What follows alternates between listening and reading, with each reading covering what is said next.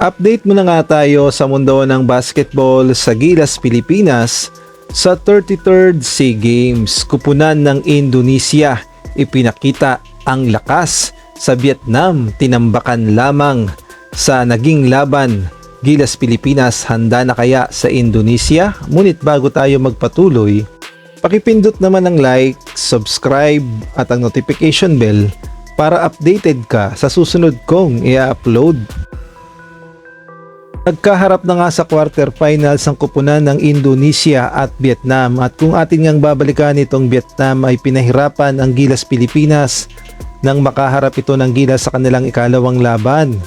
Dahil sa mga huling minuto ng fourth quarter, doon lamang umalagwa ang Gilas, Pilipinas dahil simula first quarter, second quarter, third quarter ay sumasabay talaga ang kupunan ng Vietnam at meron pa silang mga tira pagdating sa labas. Ngunit nang makaharap nga nila itong Indonesia, ay masasabi nating nahirapan talaga sa Indonesia ang Vietnam dahil sumabay ang Indonesia at hindi nga pumayag ang Indonesia na tambakan sila ng Vietnam. Bagkus ang nangyari ay naging kontrolado ng Indonesia ang laban at ang Indonesia pa ang nanalo at natambakan pa nila itong Vietnam. Kaya naman 100% mamaya sa ganap na 3 PM maglalaban sa semifinals ang Gilas, Pilipinas kontra nga dito sa kupunan ng Indonesia.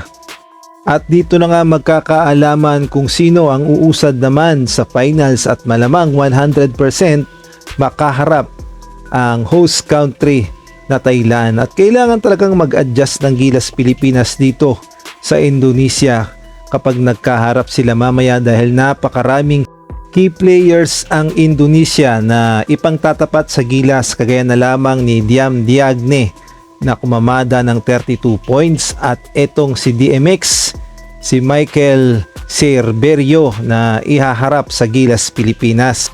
At magkakaalaman din kung sino ang uusad sa gold medal match at makakaharap ang kupunan ng Thailand. Kailangan talagang mag-adjust dyan ng Gilas, Pilipinas dahil kung nakaharap ng Gilas, Pilipinas ang Vietnam, dahil medyo nahirapan nga ang Gilas, Pilipinas at late pumutok ang ating mga key players, kailangan kapag nakaharap naman nila ang Indonesia ay tambakan nila kaagad o talaga namang mag-init kaagad ang ating Gilas, Pilipinas sa first quarter pa lang upang mabulaga ang Indonesia. At hindi nga tayo ang mabulaga dahil napakahalagang laban para sa Gilas, Pilipinas ang semifinals at kailangan talaga na manalo ng Gilas, Pilipinas sa kamay ng Indonesia upang tayo ang umusad sa gold medal match.